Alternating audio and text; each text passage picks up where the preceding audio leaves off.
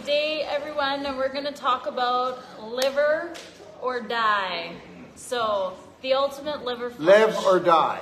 Okay, we're like James Bond.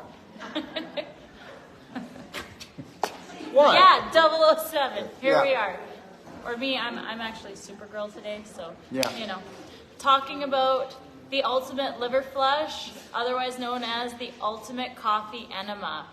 This is so powerful, and it is the only way to truly cleanse your liver. Orally, you will never get to the depth of liver cleansing that you will if you do the ultimate coffee enema. There is so much that is happening here. When you have the gold roast organic coffee and you combined it with the black gold and then either the black diamond or the tummy love, you are taking the coffee enema to the next level. There's a number of things that happen here. The caffeine is going and actually stimulating the liver to dump all of the worst toxins that are built up in the liver through the hemorrhoidal vein directly to the large intestine. Which is only the length of your finger, so don't worry if I couldn't get it all the way in. You still... You're getting that stimulation, and you only I only got it up 5 feet. I wanted to go another 20. You really only got to go like an inch or two. It's really not that intimidating, right? The other thing that the caffeine is doing is it's stimulating your glutathione production. It is going to up your glutathione production in the liver by 700% and in the large intestine by 600%. Glutathione is your master antioxidant produced by the liver, and you need this to be functional. If your liver is congested, it's backing up into the blood. That being said, your liver filters your entire blood volume every 3 minutes. So as you're doing that coffee enema, the retention enema, you are purifying your blood 4 or 5 times over. God, you're really good at this. Keep going. And then, I'm pretty passionate about this one.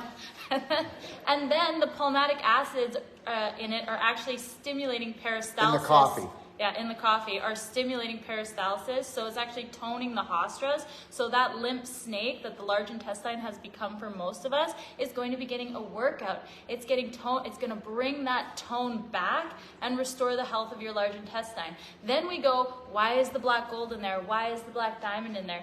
It's in there to lock down those super toxic components that are being released by the liver, Heavy so metals, that they're not heavy reabsorbed. metals, parasites, GMOs, chemicals, that All the all things, gets yeah. sucked up by the black gold, by the Black gold and the black diamond. black gold and the black diamond, or you didn't use black diamond, you could have used tummy love.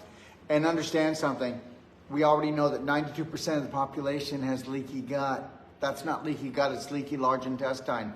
So I want my liver to be better. If you want your liver to be better, you got to wear a seatbelt. So you got to use the tummy love or the black gold or the black diamond. So when you read it, you'll understand which way you're going to go with it. And then it's leaving behind nutrition, over 70 micronutrients, plus it's leaving the prebiotics that your bacteria need to be healthy and thrive. So it's going to restore that beautiful garden that the intestine is supposed to be instead of the manure pile that it has become. So and yeah, what came first, the swamp or the mosquito? Exactly. We want to restore that environment and the terrain back to the healthy state that it is supposed to be. And then guess what? You get your immune function back because your bacteria are going to be going, thank you, thank you, thank you, thank you, thank you. And remember something.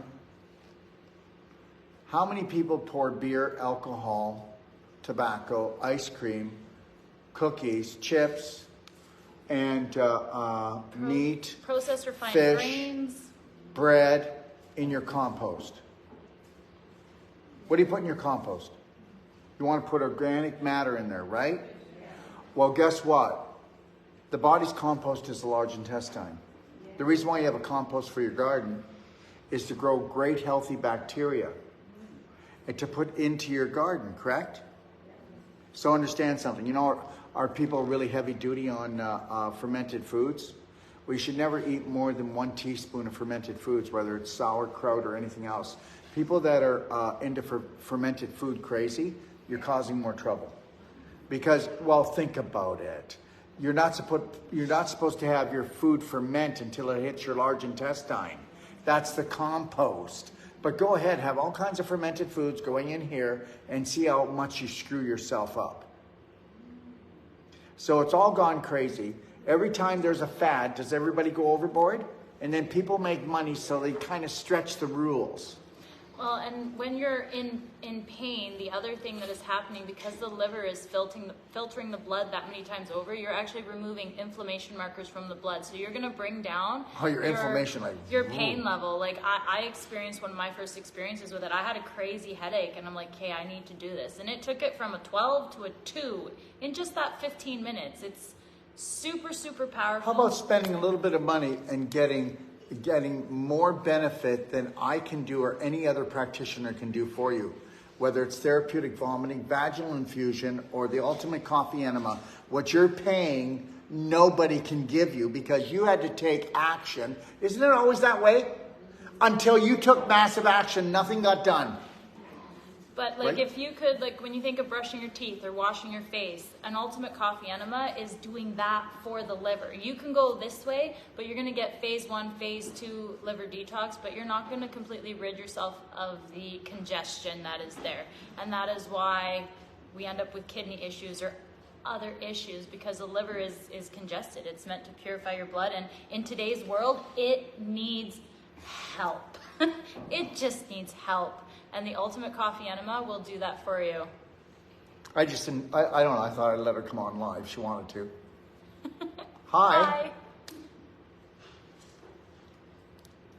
We can't hear you. You might be on mute. Or do we have to unmute her? I've never done this before. I've never done this before, so I'm not entirely yeah, sure. I can't read lips either. Or I don't know if it's because it's plugged in. No, really? Sometimes that's the Okay, thing. let's see. Okay. I don't think so.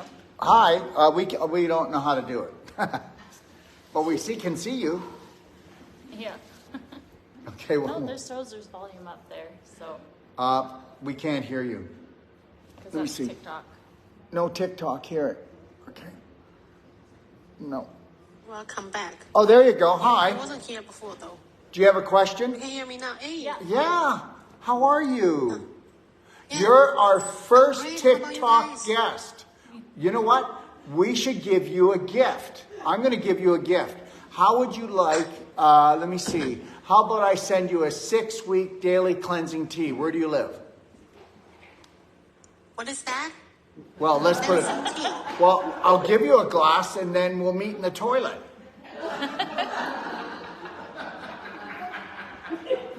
It helps you clean out your large intestine. Helps your digestive tract immensely.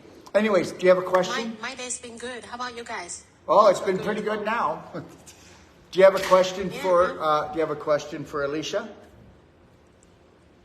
Alicia, you guys, are you guys like having the class now?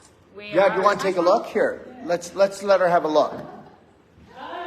See? Do What is that? you want to let everybody This else is take a look? Hi. Oh my God, my favorite is not. Is there anybody you know? I don't think so. Hi. We can know each other. We can. Where are you from? I'm a Chinese. Well, I know, but I don't know where you're from. I mean, are you from China? Or do you live in Yes, China? I'm from China. You live in China? Yeah. Beautiful. Beautiful. Okay. Original. Thank you. You're welcome. Really? Beautiful. Where were you? We're talking about the ultimate liver flush, and then we're going to talk about, well, how do you do it and how do you prepare it? So when you do the ultimate liver flush, you are going to get your Doc of Detox organic gold roast coffee. So it's not like just going and grabbing the regular roast coffee from the store. It does not smell like regular coffee. It is mold-free and organic, and that's actually very, very important. You're going to use anywhere from 1 tablespoon to 3 tablespoons in 2 cups of water, right? This is the best way to make it.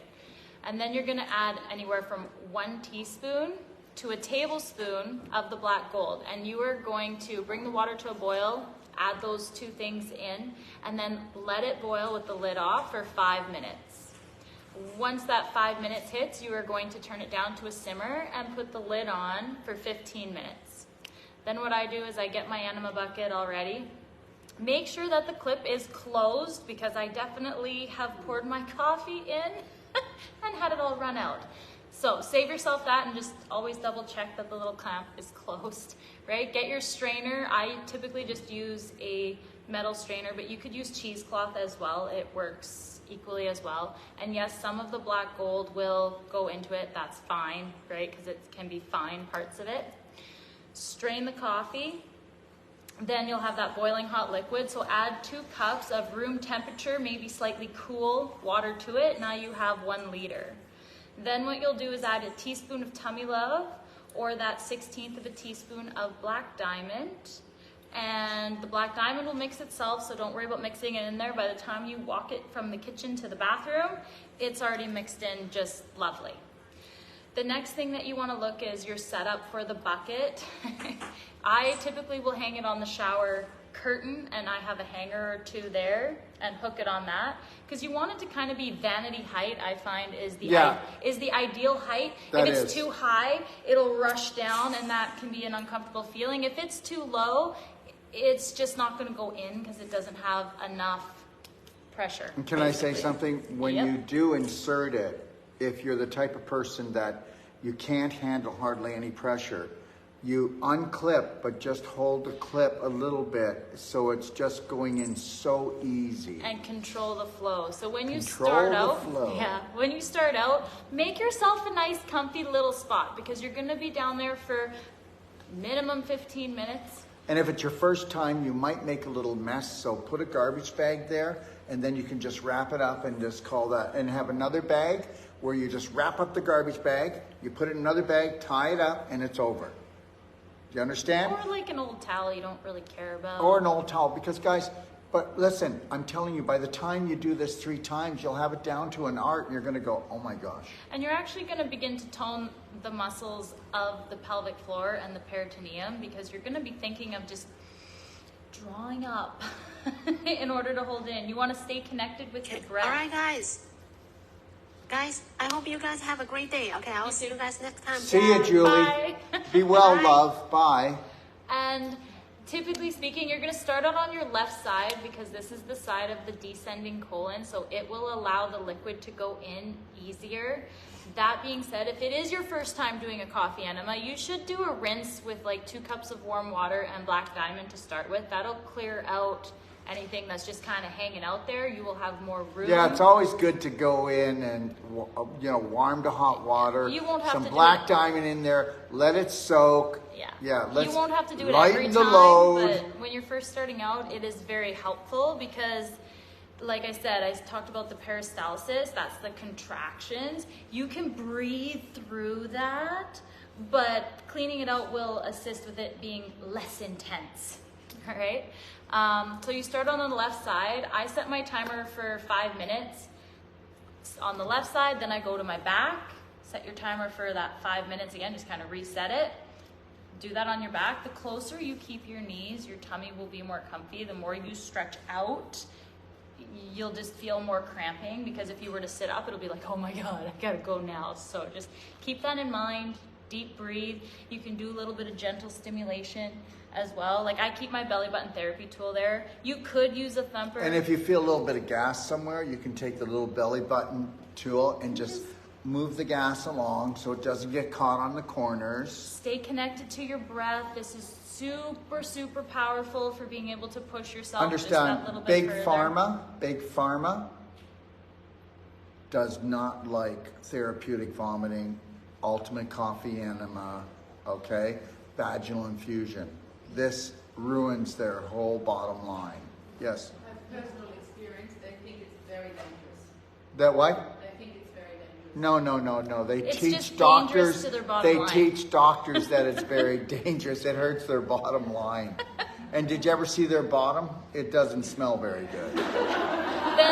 Then the last 5 minutes, you roll to the right side, and you roll to the right side because this actually makes that last 5 minutes of retention easier. You're also going to be helping that coffee get right up and close to that ileocecal valve. You did say when you start on your right side, right? You start on your left side. I meant your left side. Yeah, you start on your left side. Left, center, right side. 'Cause That's right. That's the retention side that gets it down to Good. the ileocecal valve. And then when you're there, you can just, again, gently massage the ileocecal valve. That's it. And then guess what? If you gently massage the ileocecal valve, you might cause, as soon as the liver starts to dump and there's enough toxins coming in there, it'll actually cause what we call a cecum pump. And then all of a sudden you're gonna feel this, whoa, And sometimes you can feel like a glug, glug, glug, glug, glug, glug, glug, and then glug it's as like, you roll over, because yeah. there's like a block there, and now you rolled, and now the liquid can get through. Yeah. Right? And the block's usually just a gas bubble. Yeah. You And know, that's where the massaging of your stomach with the belly button therapy is helpful. Plus, it keeps you in that parasympathetic state. Because sometimes just the thought of having to do this coffee enema can stir some stuff up in you. And you know what? That's okay too. And let's say you're the type of person and you know that you don't have a lot of tone in your core. You know that your hostras, they're not like this anymore. They've been just stretched out. And you know what they say? You know, you have an extra long colon. No, I don't actually. You lack I have no tone. tone and it's a dead snake. Right? That's why it's longer. Okay? Or you have a megacolon. So anybody that's 20 pounds overweight has a megacolon. So everyone take your second finger and your first thumb. Now that's how big your colon is. That's how big your poop is. Now, take and do this. This is somebody that weighs 100 pounds overweight. That's your colon. Okay? All right? Okay. So then once you've got to that 5 minutes that last 5 minutes, so you've done 5, 5, and 5, that's 15 minutes. Now's the time to get up and let it go. I mean, if you only make 12, that's okay too, but don't go over 15. Not over 15, because really... you are releasing some of the worst man-made chemicals, heavy metals from your liver. And we want those to be dumped, yes. And parasites will come out. And the parasites are going to come out as well, and you're going to see a lot of stuff. And if you want, you can get a little stick and stir, and you know. Kind of see what's there. There's people that have done that. Hey, you know, go fishing. I don't know. But you'll feel so much lighter, and you'll be like, wow, why haven't I done this before? When you're applying the coffee enemas, do it for 10 days and then give yourself a 2-week break. And then do it for another 10 days. And if you do it and you find that, wow, I'm about 20 minutes later, I feel kind of nauseous down there. That's called warm water black diamond flush. And the reason why is your transverse colon, what you should have came up and came across, has fallen down by 3 or 4 inches. And guess what? And so we call that Death Valley. So that's where the water got stuck. So you're moving around now and it's going, you didn't get it all out. You got a bit of a swamp in there. So let's just go in there and do it. Okay. All right. Or just go and sit and bend over on the toilet. Okay. And bend yourself over so that you're shooting it directly out. Do you understand? So you're like this, because you might have to move around a little bit. But we want to get that out. It would be advisable to have your feet kind of up on, whether you have a squatty potty or even just a bucket. Or a bucket. So you get your feet up so you release. You know those little white stools you can buy at Walmart? You should always just keep that there. And you should have one in the shower too. What we'll be doing, not today probably, but when we come back after tomorrow, the day off, we'll talk about how to do proper Epsom salt glows and things of that nature, right? In the shower. So the other thing I want to say too is that you would be surprised how many people have gotten rid of their gallbladders because of a gas bubble coming up and being lodged in the hepatic flexure. So what we have is we have our cecum down here, and then we have going up on the left side, and what happens is gas rises and gets caught up in here.